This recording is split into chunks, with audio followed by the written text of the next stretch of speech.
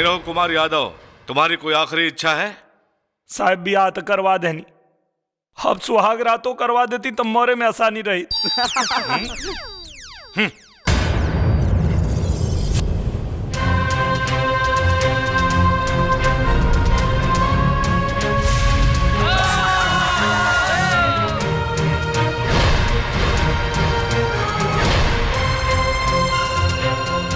रुको! हाय राम, मैं लुट गई, बर्बाद हो गई, बर्बाद। सर, ये कोर्ट का आदेश है।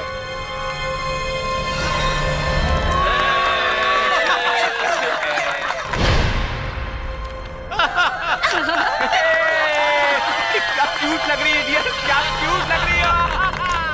खोल दो।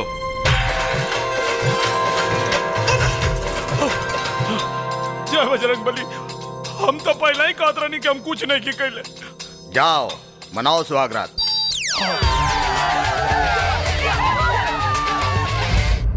कैसे हो अब? बढ़िया साहब। समय पर असली मुजरिम पकड़ा गया, इसलिए तुम बच गए। जी। बेवजह जो तुम्हें तकलीफ उठानी पड़ी उसके लिए हमें दुख है। कोर्ट के आदेश के अनुसार तुम्हें 2 लाख रुपए का मुआवजा दिया जा रहा है। ये रहा तुम्हारा चेक। धन्यवाद। अब तुम आजाद हो। अब कहाँ जाने का इरादा है? और कहाँ जाए साहब, अपने मेहरारू के लगे।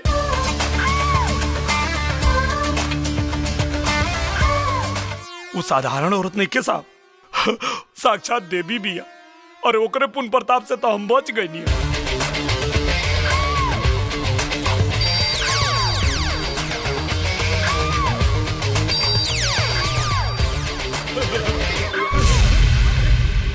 सोना, हम आ गए नहीं।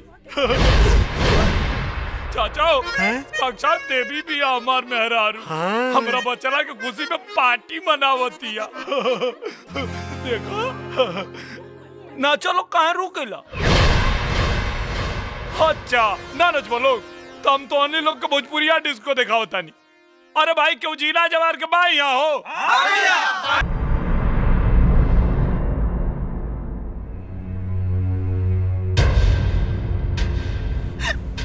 अरे तुम्हें तो फांसी होने वाली थी, तुम बच कैसे गए? हाँ तोरे वजह से।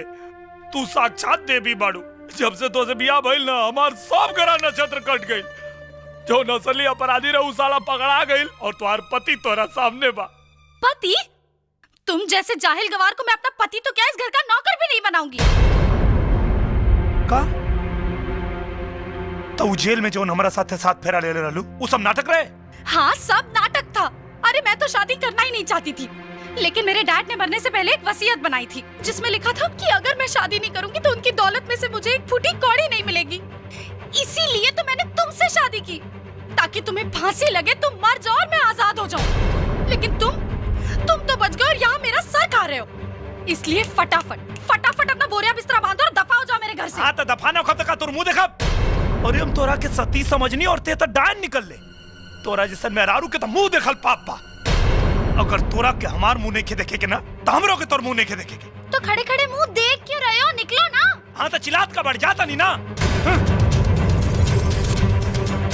अरे कहाँ चल दिए रामपुर के लक्ष्मण? हम यहाँ सीता के तलाश में आयल रही, लेकिन तोहार भतीजी पूरा सुपना खा बिया। 1 मिनट नहीं खेराएगा ओकरा साथ हमके। अरे मैंने तो सुना था कि गांव के लोग बड़े जवान मर्द होते हैं, अपनी औरत की नकेल को ऐसा कस के रखते हैं कि उसकी इजाजत के बिना वो हिल भी नहीं सकती। तुम कैसे मर्द हो यार? चाचा मर्दानगी मत नहीं आ रहा। मौका मिलल रही ना तो आजे दिखा देले रहती कि मर्दानगी के मतलब का होला। अरे तो देर किस बात की है बेटा, जाओ अपनी बेलगाम औरत की लगाम कसो, तब मैं समझूंगा कि तुम मर्द के बच्चे हो। का लगाम लगाई? का लगाम लगाई ओके जो शादी भी धोखा की बुनियाद पे कैले बिया। लेकिन बेटा वो बुनियाद कानून के शिकंजे में ऐसे कसा हुआ है कि वो चाह कर भी नहीं निकल सकती। वो कैसे? वो ऐसे कि जेलर के सामने तुम्हारी शादी हुई है, तुम्हारी शादी के सारे सर्टिफिकेट मेरे पास हैं, सारे सबूत उसके खिलाफ हैं। अरे कानूनन वो तुम्हारा कुछ नहीं कर सकती, लेकिन तुम जो चाहे उसका कर सकते हो। अच्छा तब देखा चाचा, देखा है भोजपुरिया जवान के खेल कैसे निकाला तनीन करते हैं। मैडम मैडम मैडम चाय। वो नमूना यहाँ से गया कि नहीं? नहीं मैडम, वो तो मजे से खा पी रहा है। इसकी तुम्हें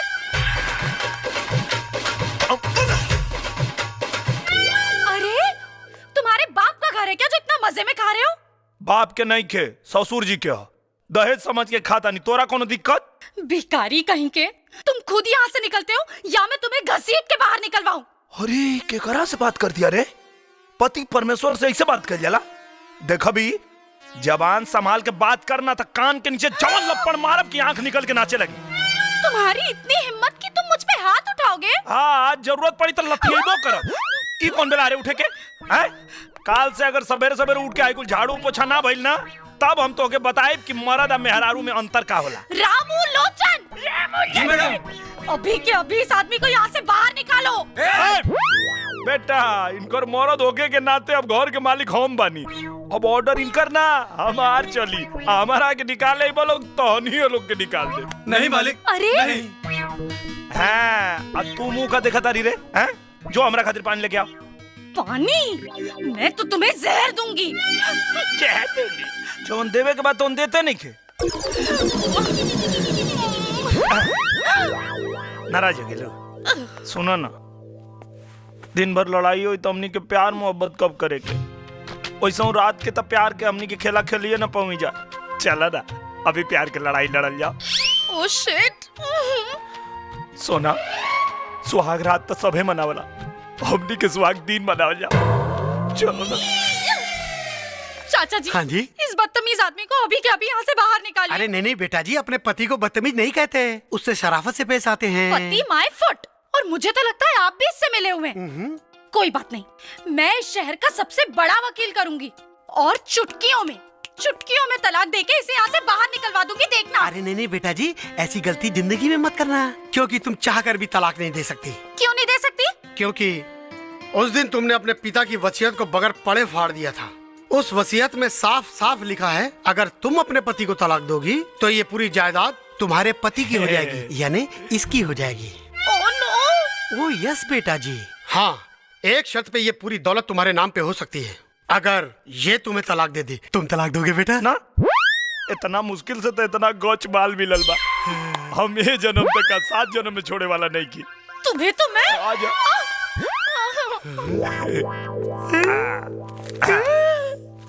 ये क्या है बेटा जी? तो क्या, हमार कसम कुछ ना पूछबा, चुपचाप रखा। हाँ। डार्लिंग, इतना अर्जेंटली क्यों बुलाया? वो सरदर्द बन गया है यार।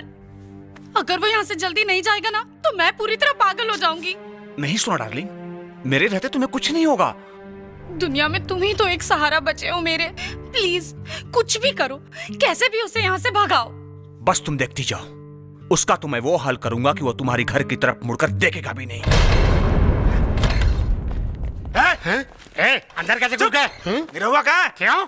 मारा है। कहाँ है निरहुआ? अरे मुझे क्या पता, यहीं कहीं होगा, जाओ ढूंढो। कहाँ रे गाउटी? साला अनार। बानर लिखा है ने का देखा तारा रे? हम यहाँ बानी।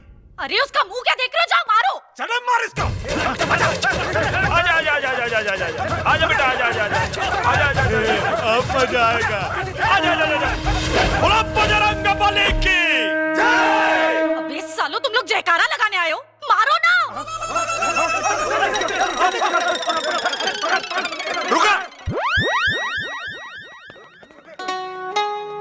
तू हमरा से पीछा छोड़ावे खातिर एकनी के बोले बाड़ू, तो तारा मालूम है नहीं के कि हम एगो हिंदुस्तानी पति हैं, और हिंदुस्तानी पति एक बार हाथ पकड़ लेलस तब फिर जीवन भर छोड़ेला ना। अबे सालो, देख क्या रहे हो, मारो ना यार। मारो ना, पकड़ लो। अरे गधो, मुझे नहीं, उसे पकड़ो।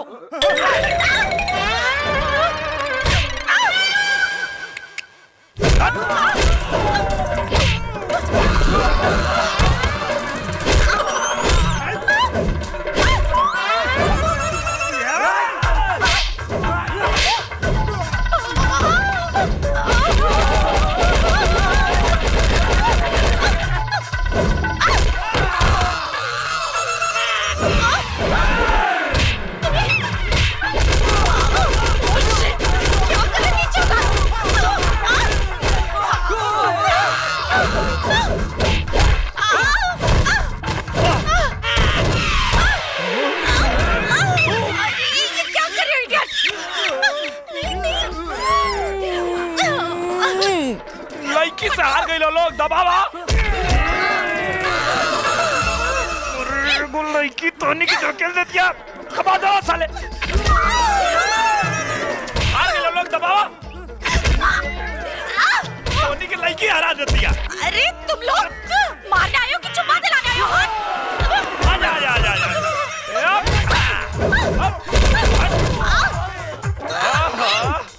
अरे आवा हो।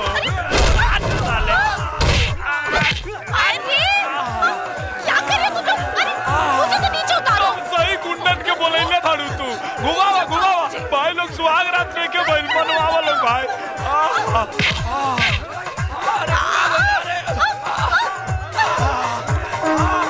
हनुमान की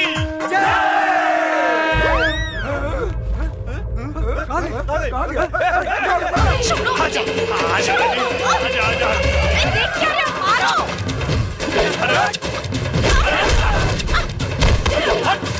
की करे?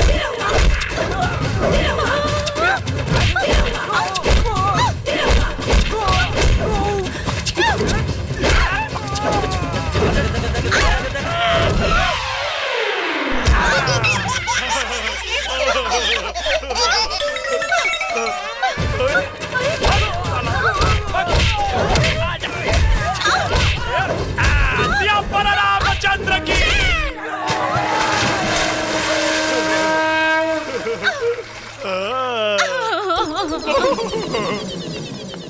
सुना मैंने सुना। Shut up. अरे सुना सटअप तब न जब नेरे इबू तनियावत देह दबा दा हमार जान। What an idiot. अरे गुंडन के मार मार के देह में दर्द हो गई, तनी दबा दे तो का हो जाई। अरे गुंडों को तुमने कहा, गुंडों को तो मैंने मारा है। मेरे गुंडों को मुझसे ही पिटवा दिया, तुम्हें तो मैं। अरे अब क्या है? पानी गरम कर, हमरा नहाए के बाद। मैं क्या तुम्हारी नौकरानी हूँ जो तुम्हारे लिए पानी गरम करूं? खचड़ी मेहरारू से दिल लगावे के बातें अलग है। मत गरमा, हम ठंडा पानी से नहा ले। ओमे कबा वाह चाचा, असली मजा तहरे बा। बुढ़ौती में विदेशी माल चापा तारा। तुम भी पीते हो क्या बेटा? ना चाचा, पूरा जिला जवार में केहू माई के लाल नहीं के कह सकत कि निरहू कुमार यादव कबो 1 रुपया के भी दारू खरीद के पियले होखस। हाँ क्यों पिया देला तो पी लेनी। अरे तो तुम्हारी और मेरी खूब जमेगी बेटा। तो जवाबा चाचा। तो कौन सी पियोगे बेटा, ये कि ये वाला जवाबा। अरे वाह वाह वाह वाह।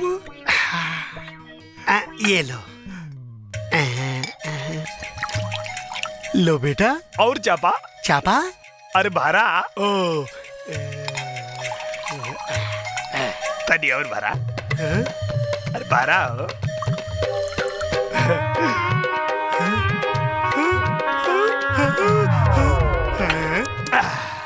बहुत मीठ बा, तनी और भारा। बेटा ये पीने की कौन सी स्टाइल है?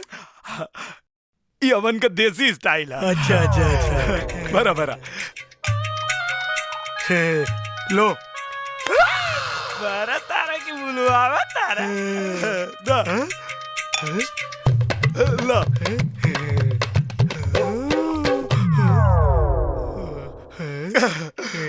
चाचा तू बड़ी मस्त आदमी हवा।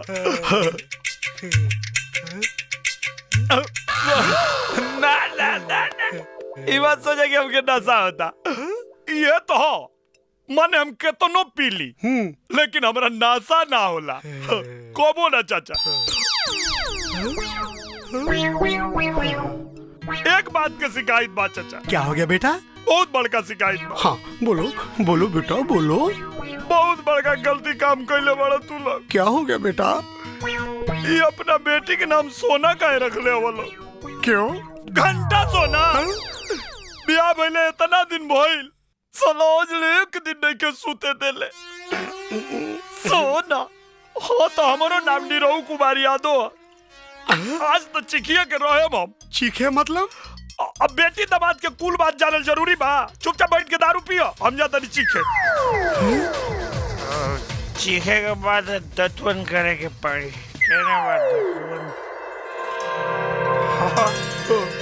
अच्छा, अरे क्लोजअप जोड़ी पैक।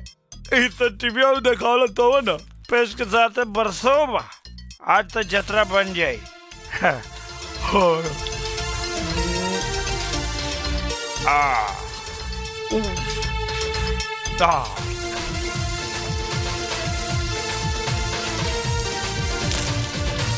हाँ कोनो जब जोड़ी पैक से हमरा के डबल ताजगी मिल गया। अब बेटा चलता नहीं अमूल जोड़ी बनावे। हाँ ओह गॉड, अब क्या जिंदगी भर इस आदमी के साथ रहना पड़ेगा?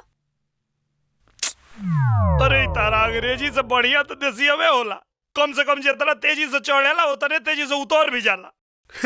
तुम शराब ऐसे पीते हो यार, जाने मने दूध पी रहे हो, वो भी बिना पानी और सोडा के। हैंगओवर तो होगा ही ना। का गोबर होगा? अरे गोबर नहीं, हैंगओवर यानी सर में दर्द। अरे सर में तो ऐसा दर्द होगा था लागत साला फाट जाई। हेलो, कहो तो दबा दूं? माथा में दर्द बा, गला में ना। दबा। अब मुझे तुम अच्छे लगने लगे तो तुम्हारा नाटक शुरू हो गया। शराब राती बेरा पिए ले रहूंगी, ए बेरा ना। देखो अगर तुम शराफत से रहोगे तो मुझे तुम्हारी पत्नी होने में कोई ऐतराज नहीं है। अरे बाप रे, इतना प्यार से बोलबू तो हम तो हर गुलामी करे के तैयार हो जाए। बस एक बात हमार मान ला, भाई चिरकुट पहनल तू छोड़ दा, मस्त लुग्गा पहन के घूंघट काट के एक बार हमारे सामने आ जाई तो साला हमार करेजा जुड़ा जाई। अब तुम जैसा कहोगे मैं वैसा ही करूंगी। सुनो जी, कहा जी? आज हमारी शादी की खुशी में एक छोटी सी पार्टी रख लूं, अगर आपकी इच्छा हो तो। अरे अब तारे इच्छा में हमारी इच्छा बा, रख ला।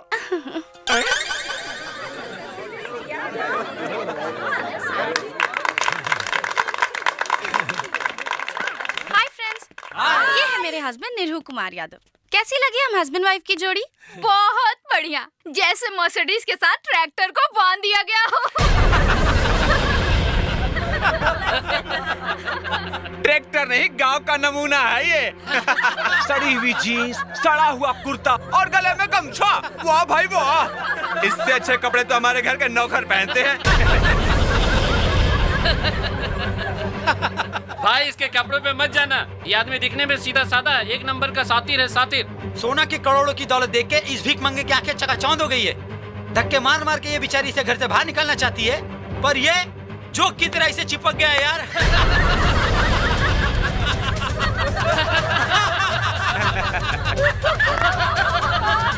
स्टॉप इट गाइस, बहुत हो गया मजाक। ये मेरा पति है, कोई तबला नहीं कि जो चाहे इसे बजा दे। अरे देखो, इसकी शक्ल तो देखो, कितना बुरा मान गया बेचारा। अगर मेरा पति बन के रहना है ना, तो ऐसी छोटी छोटी बातों में बुरा मानना बंद कर दो, क्योंकि जब तुम्हें पता चलेगा कि ये टोनी मेरा बॉयफ्रेंड है, तब तुम्हें कितना बुरा लगेगा। अरे क्या हुआ, बुरा लग रहा है? बोलो ना, बुरा लग रहा है? अगर बुरा लग भी रहा है तो भी तुम मेरा क्या कर लोगे? का लगल तोरा के? हैं? तू एकनी के साथे मिल के हमार मजाक उड़ेबी और हम चुपचाप चल जाए यहाँ से? शादी बियाह तोहनी खातिर मजाक होत हुई, हमनी खातिर जन्म जन्म के रिश्ता होला। समझ में आयल कि फिर समझाई तो के? हरामखोर! हमरा मेहरारू के तलवा चाटे वाला कुकुर, आज के बाद अगर मर्द मेहरारू के बीच में आवे की कोशिश कैले तो तोर बीच वाला काट के तोरे हाथ में दे दे। का कदर ले तू? गमछा वाला नमूना? राष्ट्रपिता महात्मा गांधी, डॉक्टर राजेंद्र प्रसाद, लौह पुरुष सरदार वल्लभ भाई पटेल, लाल बहादुर शास्त्री, इस सब लोग गमछा वालन के गांव में पैदा भइल रहे। तोरा जैसन बनरन के शहर में ना। और शायद तोरा के ही पता नहीं के कि गमछा अगर गरीब मजदूर के पसीना पोछे के काम आवेला, तो तोरा जैसन कुकुरन के टेटुआ दबावे के भी काम आवेला। और का कतरलू है? हम आदमी ना है, ट्रैक्टर है। एकदम सही पहचान लो तू, ट्रैक्टर है हम। लेकिन एक बात जाने लू कि ना मैडम, ट्रैक्टर के इंजन बहुत मजबूत होला, और जब तोहनी लोग के बड़का बड़का गाड़ी गाढ़ा गुच्चा में फंस के धुआं छोड़े लगेला तो ट्रैक्टर में ठेल के बाहर निकालेला। और अगर तोहरा जैसन बंजर जमीन पे हाई ट्रैक्टर चढ़ गई तो 9 महीना से पहले ही फसल लहलाए लगी। तोरा के का लगा था पैसा खातिर चिपकल बानी हमें से? थू थू कहता नहीं एकरा पैसा पे। अगर ये हमरा के अपन दिल से पति ना समझेले तो हम एकरा घर के अपन ससुराल ना होटल समझ के रहनी। निरहु ठीक कह रहा है बेटा जी। इन लिफाफों में पैसे देकर उसने यहाँ रहने खाने की पूरी कीमत चुकाई है। मेरा यकीन करो बेटा जी, इसके जैसा खुददार आदमी तुम्हें दुनिया में कहीं नहीं मिलेगा। अपनी ये 2 कौड़ी की सलाह ना आप अपने पास ही रखिए चाचा जी। मेरे मामलों में अपनी टांग अड़ाने से पहले ये याद रख लीजिएगा कि मेरी इस प्रॉपर्टी के आप बस केयर टेकर हैं, मालिक नहीं। और तुम एक बात कान खोलकर सुन लो, तुम जैसे गिरे हुए फटीचर इंसान के साथ अब मैं 1 मिनट भी और नहीं रह सकती। I need divorce. अभी के अभी तलाक दो मुझे।